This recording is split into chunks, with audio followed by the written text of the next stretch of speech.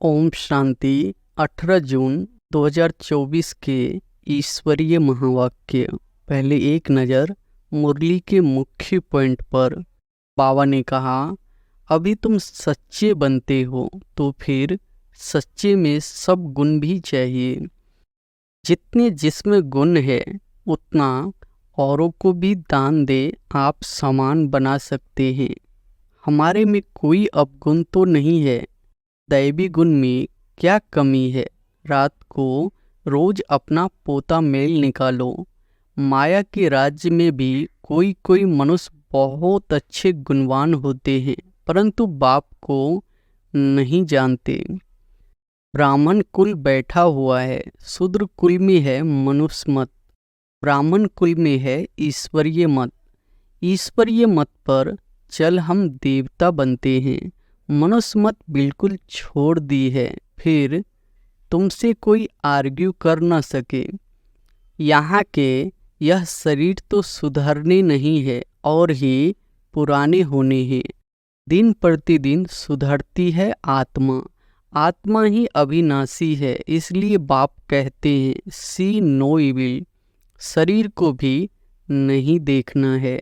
और फिर बाबा ने कहा, आत्मा को देखो। एक परमात्मा बाप से सुनो, इसमें ही मेहनत है। तुम बच्चे अंधों की लाठी बनते हो बाप का परिचय देने के लिए। आत्मा को देखा नहीं जाता, जाना जाता है। रहमदिल एक ही बाप है जो मनुष्य को देवता बनाते हैं। इसलिए कहते हैं परमपिता परमात्मा की महिमा अपरम अपार है, उसका पारावार नहीं। यहाँ तो पढ़ाई की बात है, यह है सच्ची पढ़ाई। तुम समझते हो हम पढ़ रहे हैं, पाठशाला में आए हैं। पाठशालाएं तुम बहुत खोलो तो तुम्हारी एक्टिविटी को देखे। बाबा एक एक बच्चे को बैठ देखते हैं, इनमें क्या खामी है जो निकलनी चाहिए। एक एक की जांच करते हैं, खामियां तो सब में है। और फिर लास्ट में बाबा ने कहा, कोई कोई को देह अभिमान रहता है तो नहीं बताते हैं। बाप तो कहते रहते हैं, आपे ही जो करे सो देवता, कहने से करे वह मनुष्य, जो कहने से भी न करे। बाबा तो सबको कह देते हैं, खामियां सर्जन को बतानी चाहिए। शरीर की बीमारी नहीं, अंदर की बीमारी बतानी है। तुम्हारे पास अंदर में क्या क्या आसुरी ख्यालात रहते हैं। तुम्हारे गुण कैसे फर्स्ट क्लास होने चाहिए। अब गुण छिपा देंगे तो कोई को इतना तीर नहीं लगेगा। माया ऐसी है जो देही अभिमानी रहने नहीं देती है। यही बड़ी सब्जेक्ट है। रावण की मत पर हमने कितने पाप किए हैं। पूज्य से पुजारी बन पड़े हैं, बाप को सर्वव्यापी कहते आए। यह तो पहली नंबर की इंसल्ट है। इसका हिसाब किताब भी बहुत है। बिगर साक्षात्कार सजा दे न सके। कहेंगे तुमको इतना पढ़ाते थे, फिर ऐसे ऐसे काम किए। और अब सुनते हैं महावाक्यों को विस्तार से। मुरली का सार है, मीठे बच्चे अब गुणों को निकालने का पूरा पुरुषार्थ करो।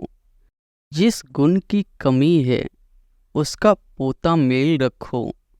गुणों का दान करो तो गुणवान बन जाएंगे। प्रश्न है, गुणवान बनने के लिए कौन सी पहली पहली श्रीमत मिली हुई है? उत्तर है, मीठे बच्चे गुणवान बनना है तो किसी भी देह को मत देखो, अपने को आत्मा समझो। एक बाप से सुनो, एक बाप को देखो, मनुष्य मत को नहीं देखो। देह अभिमान के वश ऐसी कोई एक्टिविटी न हो जिससे बाप का व ब्राह्मण कुल का नाम बदनाम हो।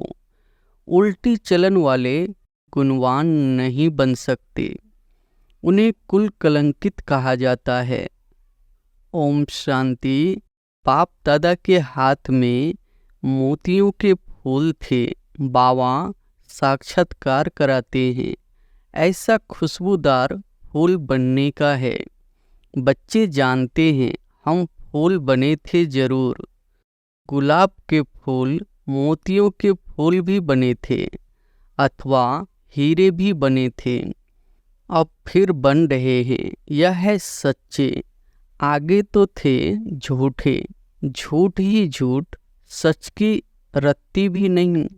अभी तुम सच्चे बनते हो तो फिर सच्चे में सब गुण भी चाहिए। जितने जिसमें गुण है उतना औरों को भी दान दे आप समान बना सकते हैं। इसलिए बाप बच्चों को कहते हैं, बच्चे पोता मेल रखो अपने गुणों का। हमारे में कोई अवगुण तो नहीं है, दैवी गुण में क्या कमी है।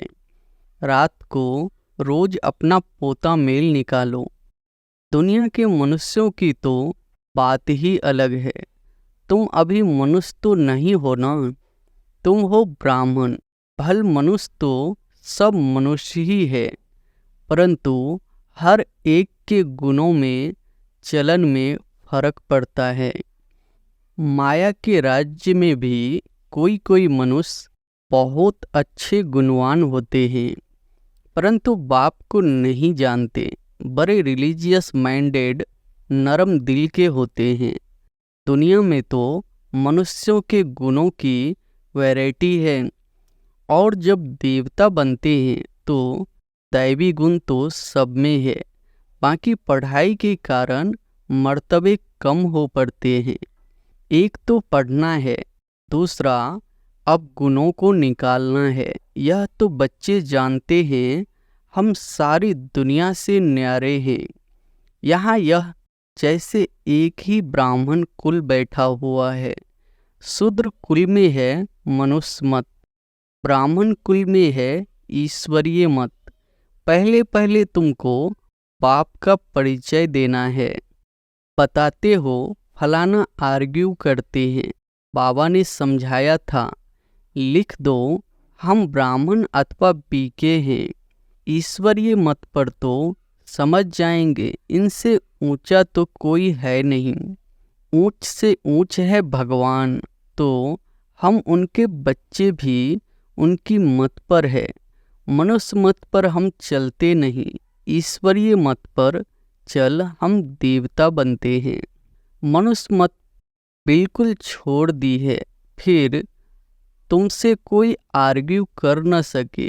कोई कहे यह कहाँ से सुना, किसने सिखाया, तुम कहेंगे हम है ईश्वरीय मत पर।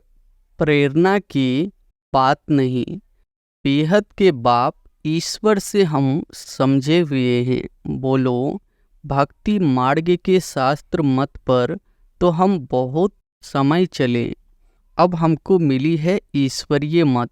तुम बच्चों को बाप की ही महिमा करनी है, पहले पहले बुद्धि में बिठाना है। हम ईश्वरीय मत पर है, मनुष्य मत पर हम चलते नहीं, सुनते नहीं। ईश्वर ने कहा है hear no evil, see no evil. मनुष्य मत आत्मा को देखो, शरीर को नहीं देखो। यह तो पतित शरीर है, इनको क्या देखने का है। इन आँखों से यह नहीं देखो, यह शरीर तो पतित का पतित ही है। यहाँ के यह शरीर तो सुधरने नहीं है, और ही पुराने होने हैं। दिन प्रतिदिन सुधरती है आत्मा, आत्मा ही अविनाशी है। इसलिए बाप कहते हैं सी नो इविल। शरीर को भी नहीं देखना है, देह सहित देह के जो भी संबंध है उनको भूल जाना है। आत्मा को देखो, एक परमात्मा बाप से सुनो। इसमें ही मेहनत है। तुम फील करते हो यह बड़ी सब्जेक्ट है। जो होशियार होंगे उनको पद भी इतना ऊंच मिलेगा। सेकंड में जीवन मुक्ति मिल सकती है, परंतु अगर पूरा पुरुषार्थ नहीं किया तो फिर सजाएं भी बहुत खानी पड़ेगी। तुम बच्चे अंधे की लाठी बनते हो। बाप का परिचय देने के लिए। आत्मा को देखा नहीं जाता, जाना जाता है। आत्मा कितनी छोटी है। इस आकाश तत्व में देखो मनुष्य कितनी जगह लेते हैं। मनुष्य तो आते जाते रहते हैं ना। आत्मा कहाँ आती जाती है क्या? आत्मा की कितनी छोटी सी जगह होगी, विचार की बात है। आत्माओं का झुंड होगा। शरीर के भेंट में आत्मा कितनी छोटी है, वह कितनी थोड़ी जगह लेगी। तुमको तो रहने के लिए बहुत जगह चाहिए। अभी तुम बच्चे विशाल बुद्धि बने हो। बाप नई बातें समझाते हैं, नई दुनिया के लिए, और फिर बताने वाला भी नया है। मनुष्य तो सबसे रहम मांगते रहते हैं। अपने में ताकत नहीं है जो अपने पर रहम करे। तुमको ताकत मिलती है। तुमने बाप से वर्षा लिया है, और कोई को रहमदिल नहीं कहा जाता है। मनुष्य को भी कभी देवता नहीं कह सकते हैं। रहमदिल एक ही बाप है जो मनुष्यों को देवता बनाते हैं। इसलिए कहते हैं परमपिता परमात्मा की महिमा अपरम अपार है, उसका पारावार नहीं। अभी तुम जानते हो उनके रहम का पारावार नहीं है। बाबा जो नई दुनिया बनाते हैं उसमें सब कुछ नया होता है। मनुष्य, पशु, पक्षी सब तमो प्रधान होते हैं। बाप ने समझाया है तुम ऊंच बनते हो तो तुम्हारा फर्नीचर भी ऐसा ऊंच से ऊंच गाया हुआ है। बाप को भी कहते हैं ऊंच से ऊंच, जिससे विश्व की बादशाही मिलती है। बाप साफ कहते हैं हम हथेली पर बहिष्ट ले आता हूँ। वो लोग हथेली से केसर आदि निकालते हैं। यहाँ तो पढ़ाई की बात है। यह है सच्ची पढ़ाई। तुम समझते हो हम पढ़ रहे हैं, पाठशाला में आए हैं। पाठशालाएं तुम बहुत खोलो तो तुम्हारी एक्टिविटी को देखें। कोई फिर उल्टी चलन चलते हैं तो नाम बदनाम करते हैं। देह अभिमान वाले की एक्टिविटी ही अलग होगी। देखेंगे ऐसी एक्टिविटी है तो फिर जैसे सब पर कलंक लग जाता है। समझते हैं इनकी एक्टिविटी में तो कोई फर्क नहीं है, तो गोया बाप की निंदा कराई ना।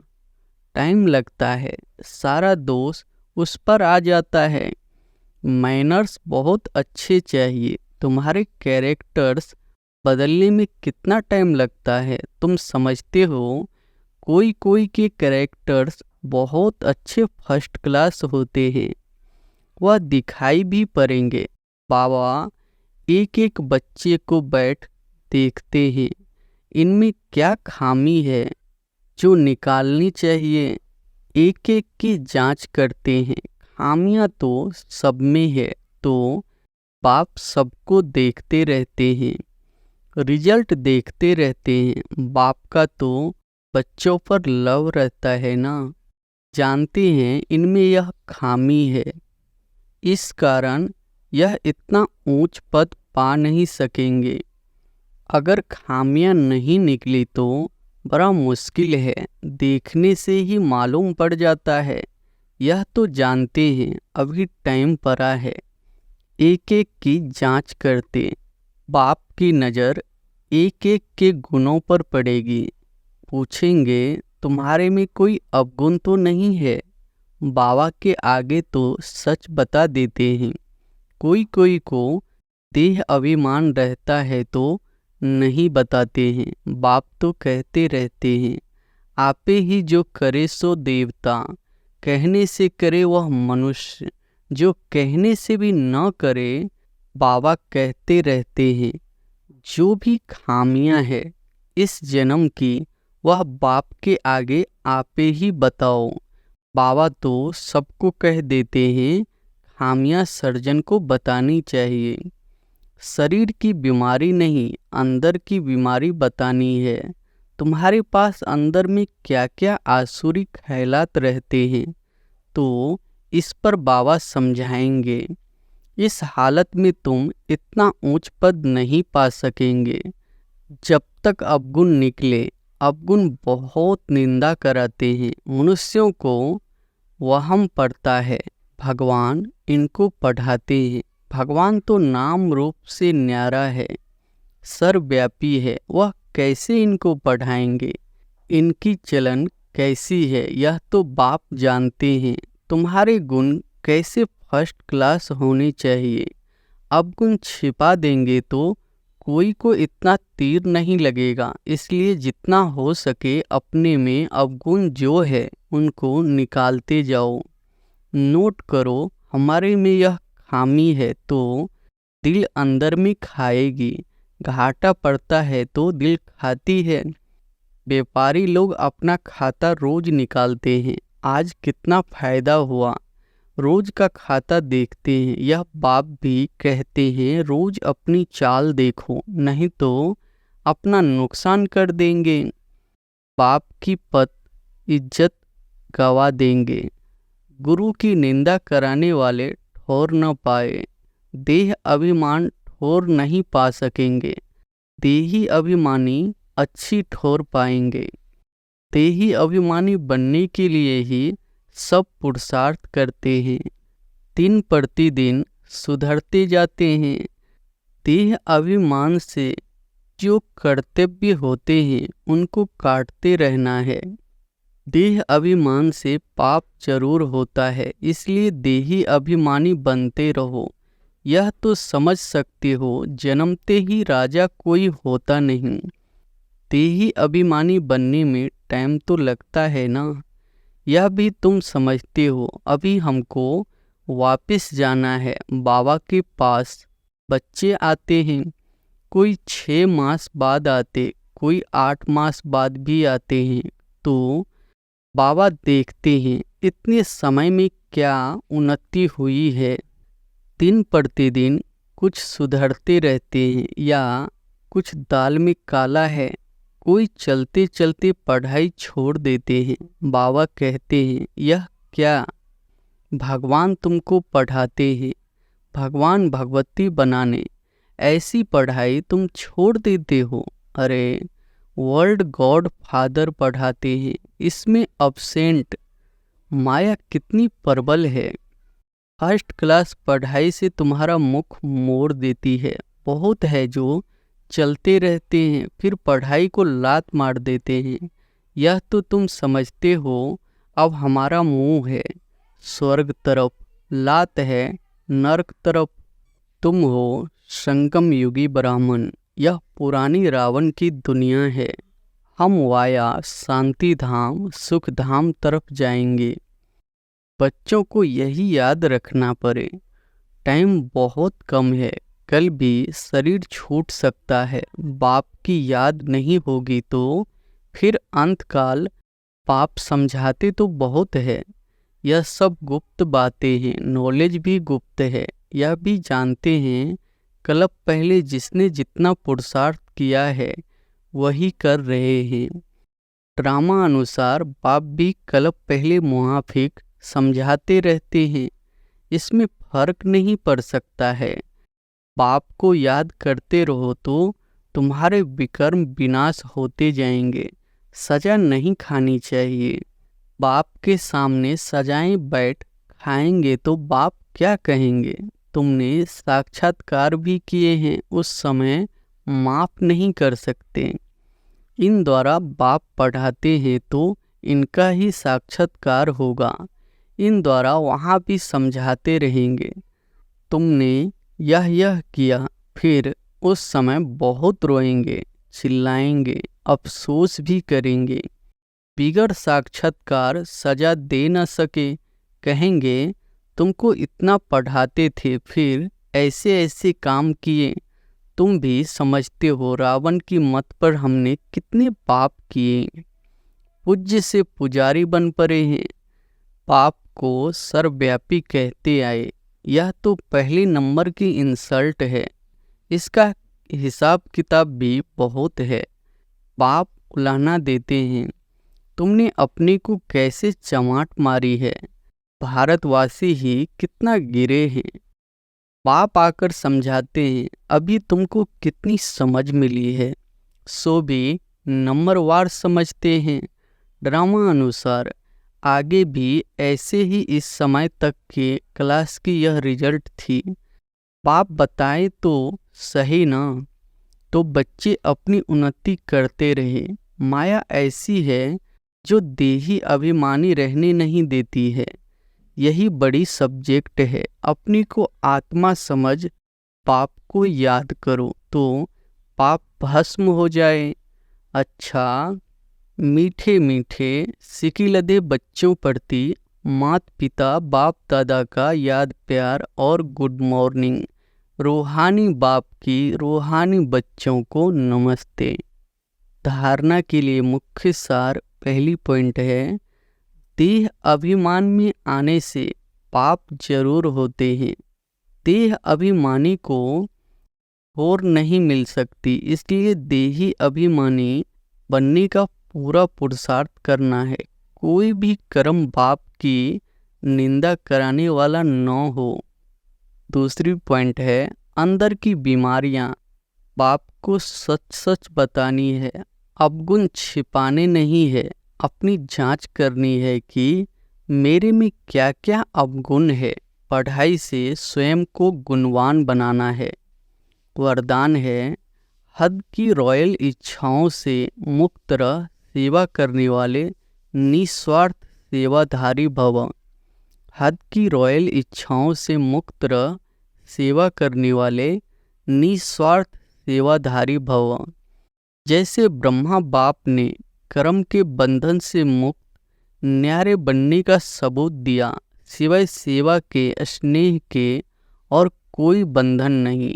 सेवा में जो हद की रॉयल इच्छाएं होती है वह भी हिसाब किताब के बंधन में बांधती है।